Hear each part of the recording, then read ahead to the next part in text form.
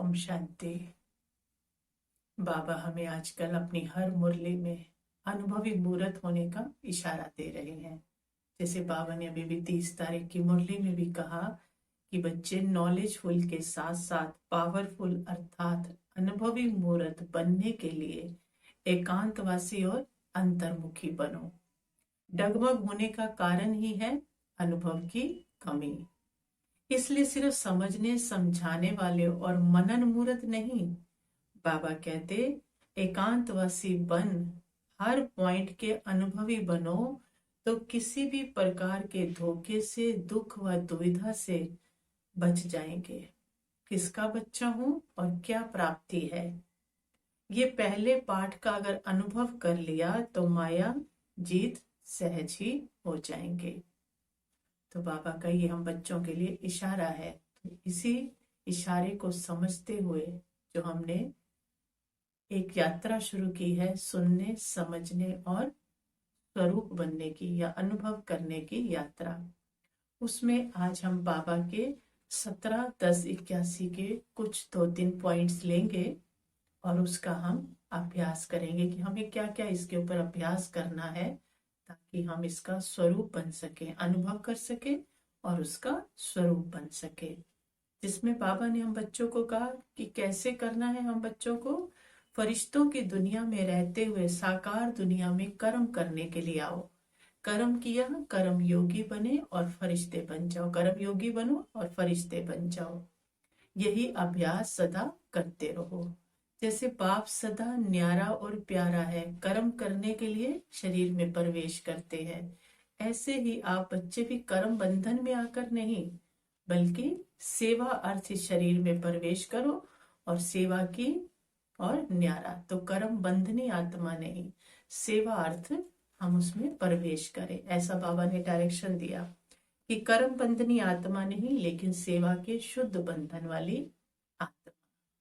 तो इसके लिए हम क्या अभ्यास करेंगे, क्योंकि बाबा ने हमें कहा है सेवा अर्थ प्रवेश करना है। तो हम अपने स्वरूप को, जो फरिश्ता स्वरूप है, लाइट के स्वरूप को ऐसे ऊपर से उतरता हुआ देखें और अनुभव करें कि मेरा संपूर्ण स्वरूप मेरे एकदम सामने है। उस स्वरूप को देखें और धीरे धीरे उस स्वरूप को अपने पास आता हुआ देखें, स्थूल शरीर के, और ऐसे अनुभव करें कि वो स्वरूप, लाइट का शरीर मेरे धीरे धीरे अंदर समाता जा रहा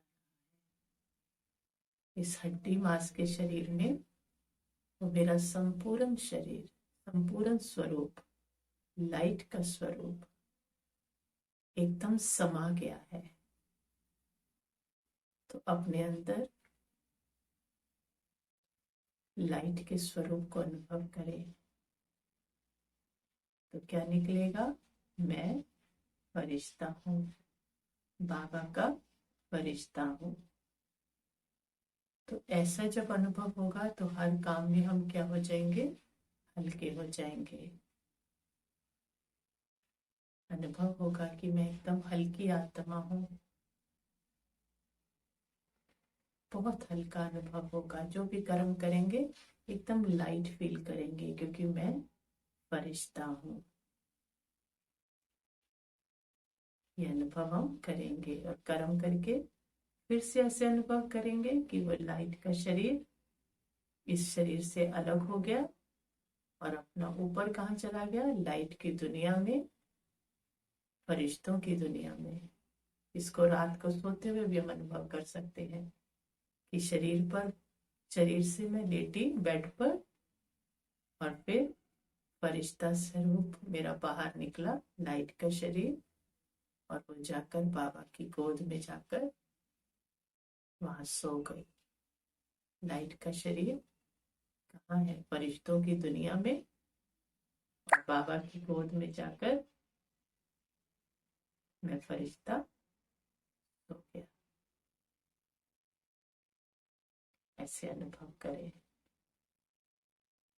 फिर दूसरा बाबा ने कहा कि बच्चे कोई भी परिस्थिति आ जाए, चाहे वो तन की हो, मन की हो, कोई विघन हो, कैसी भी परिस्थिति हो, चाहे वो प्रकृति के द्वारा हो, संस्कार स्वभाव के द्वारा हो, तो तुम क्या बन जाओ, उड़ता पंछी बन जाओ, अर्थात फरिश्ता बन जाओ। एकदम उड़ जाओ, उसमें से निकल जाओ। क्या क्यों नहीं करो। और हर परिस्थिति को सहज रीति पार करने का साधन ही है कि फरिश्ता बन जाओ। तो ऊंचे उड़ जाओ, तो ऊंचे उड़ जाएंगे तो परिस्थितियां छोटी हो जाएंगी और आप ऊंचे हो जाएंगे। तो इसके लिए क्या अभ्यास करना है, फरिश्ता स्वरूप मेरा अनुभव करें, लाइट का शरीर उड़ता हुआ सूक्ष्म वतन में बाप दादा के सामने। और बाबा मुझे क्या दे रहे हैं, तिलक दे रहे हैं, बच्चे विजयी भव।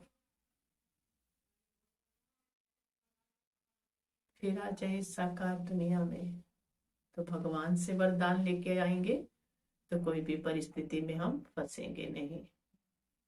फिर दूसरे अभ्यास में क्या करें, फिर से उड़ जाएं ऊपर, फरिश्ता स्वरूप बाप दादा के सामने सूक्ष्म वतन में। बाबा क्या कर रहे हैं, मुझे दृष्टि दे रहे हैं, शक्ति भर रहे हैं, और बाप दादा का हाथ मेरे सर पर। अनुभव करें उसको, और बाप दादा से भरपूर होकर फिर से नीचे आ जाए। तो परिस्थितियां क्या लगेंगी, जिसके सिर पर भगवान का हाथ हो, जिसको भगवान की दृष्टि मिली हो, उसके लिए परिस्थितियां तो कोई मायने रखेंगी नहीं। हर परिस्थिति क्या हो जाएगी, हर विघ्न क्या हो जाएगा, बहुत सहज हो जाएगा उसको पार करना। फिर तीसरा अभ्यास हम क्या करें कि एकदम ऊपर उठ जाएं, फरिश्ते स्वरूप में, अपने लाइट के स्वरूप में ऊपर जाकर, बहुत ऊंचे जाकर टिक जाए और सारे विघ्नों और समस्याओं को साकाश दे। तो फरिश्ते तो क्या करते हैं, सारी समस्याएं दूर करते हैं। तो अपनी समस्याओं से निकल जाएं, परिस्थितियों से निकल जाएं, उड़कर ऊपर स्थित हो जाएं और ऊपर जाकर साकाश दें हर समस्या को, विघ्नों को, सबके विघ्न दूर हो जाए। तो विघ्न क्या हो जाएंगे, कम होते होते होते समाप्त हो जाएंगे। तो ऐसे हर परिस्थिति में हम ऊपर उड़कर शक्तिशाली होकर उन परिस्थितियों को, उन विघ्नों को खत्म कर सकते हैं। फिर तीसरा पॉइंट बाबा ने दिया, बच्चे घर को वातावरण कैसा बनाया है, लौकिक है या अलौकिक है। हम गृहस्थी है ना, प्रवृत्ति में रहते हैं, तो बाबा कहते हैं गृहस्थी तो नहीं समझते हो, घर का वातावरण कैसा बनाया। तो घर का वातावरण बाबा ने कहा कैसा बनाना है, मंदिर जैसा बनाना है। कोई भी लौकिकता की फीलिंग ना आए, जो भी आए उसको ऐसा अनुभव करे, लगे कि कोई साधारण घर नहीं है, ये मंदिर है, ऐसी उसको अनुभूति हो। यही है पवित्र परवर्ती मार्ग वालों की सेवा। ये हम बाबा ने हमको कहा कि हमारी सेवा है, प्रत्यक्ष स्वरूप दिखाना है लोगों को इसका। घर मंदिर लगे, जैसे मंदिर का वायुमंडल सबको आकर्षित करता है, आपसे, आपके घर से पवित्रता की खुशबू आए। जिस प्रकार अगरबत्ती की खुशबू चारों ओर फैलती है, इसी तरह पवित्रता की खुशबू दूर दूर तक फैलनी चाहिए। इसको कहा जाता है पवित्र परवर्ती। तो बाबा ने आज हम परवर्ती वालों को क्या कहा है, घर को मंदिर बनाने के लिए कहा है। तो इसके लिए हम क्या क्या अभ्यास करेंगे। पहले तो मैं आत्मा कौन हूँ, शिव शक्ति हूँ। ये स्वमान को अपने सारा दिन पक्का करेंगे कि मैं कौन हूँ, शिव शक्ति हूँ। और जो शिव की शक्ति है वो कैसी होनी चाहिए, शिव जैसी। तो शिव मेरे साथ है, क्योंकि मैं शिव के साथ कंबाइंड हूँ।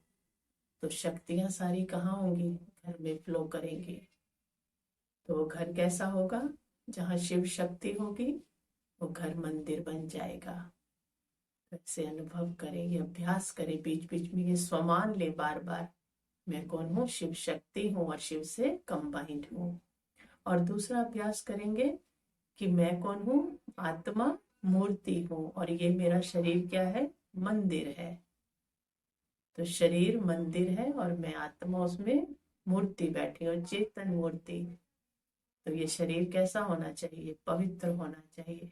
तो जहाँ शरीर पवित्र है तो घर भी कैसा होगा, स्थान भी कैसा होगा, पवित्र होगा। ये बार बार अभ्यास करें। मैं चेतन मूर्ति अपने शरीर रूपी मंदिर में बैठी। तो घर का वातावरण, वाइब्रेशन क्या होती जाएंगी? पवित्र होती जाएंगी। और तीसरा मंदिर में क्या होता है? ज्योत जगती है सुबह सुबह। तो अमृत वेले बाबा के आगे ज्योत जगाएं। कौन सी? आत्म ज्योति। तो जहाँ ज्योत जगेगी सुबह सुबह, उसका प्रकाश फैलेगा, तो सारा अज्ञानता का अंधकार क्या हो जाएगा? समाप्त हो जाएगा। तो सुबह सुबह ज्योत जगाएं। आत्म ज्योति अमृत वेले बैठकर मंदिर में क्या जगती है? ज्योत जगती है। सारा घर पावन हो जाएगा। फिर क्या करेंगे? बाप दादा का आह्वान करेंगे कि बाबा आओ, अनुभव करें कि बाबा ऊपर से नीचे उतरते हुए आ रहे हैं, प्रकाश फैलाते हुए, पवित्रता का, सुख शांति का। और घर में आकर अवतरित होते हैं, मेरे सामने खड़े हैं। उनका प्रकाश पूरे घर में क्या, चारों तरफ दूर दूर तक फैल रहा है। पूरा घर लाइट से, पवित्रता की लाइट से भर गया है। ऐसे कई बार बाबा का आह्वान करें तो घर में क्या हो जाएगी? पवित्रता ही पवित्रता हो जाएगी। और अगले अभ्यास में क्या करें? बाबा को बुलाएं और बाबा का हाथ पकड़ें और उसको घर के एक एक कोने में घुमाएं, एक एक चीज दिखाएं। बाबा ये देखो किचन, बाबा मैं ये लाई, बाबा ये देखो सोने का कमरा, बाबा ये देखो आप, बाबा देखो छत, ये टैंकी, हर चीज बाबा को दिखाएं। तो घर का एक एक कोना, अलमारी भी खोल खोल के दिखाएं। बाबा देखो यहाँ भोग के कपड़े पड़े, बाबा देखो यहाँ मेरे कपड़े पड़े। ऐसे बाबा को दिखाएं। तो घर का एक एक कोना, जहाँ भगवान का हाथ पकड़कर हम चलेंगे, तो घर का एक एक कोना क्या हो जाएगा? पवित्र हो जाएगा। तो सारा घर कैसा हो गया? पवित्र हो गया, मंदिर बन गया। और लास्ट अभ्यास थोड़ा सा क्या करेंगे? मुरली जब पढ़ते हैं तो मुरली एक बार जब भी अकेले में बैठकर जोर जोर पढ़े, क्योंकि मंदिर में क्या होते हैं? मंत्रों का उच्चारण होता है और हमारे मंत्र क्या है? मुरली है। तो जहाँ बाबा के महावाक्य उच्चारे जाते हैं, मंत्र पढ़ा जाता है, तो वो घर कैसा हो जाएगा? मंदिर ही तो हो जाएगा ना। तो ऐसे बाबा की मुरली एक बार जोर जोर से पढ़े। और फिर एक अभ्यास ये भी करेंगे, जब बिल्कुल अकेले हो, कोई साथ नहीं, अकेले एकांत में चले जाए और बिल्कुल देवी का स्वरूप धारण करें, जैसे देवी होती है ना, ऐसे करके। तो ऐसे स्थूल में भी अभ्यास करें कि मैं देवी हूँ और मेरे सामने भक्तों की लाइन लगी हुई है और मैं सबको क्या दे रही हूँ? सकाश दे रही हूँ। ऐसे जितनी देर कर सके ऐसा स्थूल में भी अभ्यास करें। तो मैं हूँ इष्ट देवी, सबके वरदान क्या कर रही हूँ? सबको वरदान दे रही हूँ, सबकी मनोकामनाएं पूरी कर रही हूँ। और सबको बैठकर दुआएं दे, दुआएं दे, वरदान दे, दुआएं दे, सबका कल्याण हो जाए, सबका कल्याण हो जाए, सबके घर में सुख शांति आ जाए। तो ऐसा करते करते जिस घर में इतने पुण्य कर्म और भगवान का आह्वान और खुद शिव शक्ति रहती होगी, तो घर कैसा हो जाएगा? मंदिर हो जाएगा। और इसी घर में फिर लोग आकर कहेंगे हमें 5 मिनट के लिए क्या करो, बैठने दो, या हमें अपने घर का पानी पिला दो। तो बाबा ने कहा है ना, हर घर क्या बन जाएगा? सेंटर बन जाएगा, हर घर तीर्थ बन जाएगा। तो जहाँ देवियां रहेंगी, देवता रहेंगे और उस स्वमान में रहेंगे, तो वो घर मंदिर ना बने, तो ऐसा तो हो नहीं सकता। तो ये अभ्यास जब हम करते रहेंगे तो हर ब्राह्मण का घर मंदिर बन जाएगा। अच्छा, ओम शांति।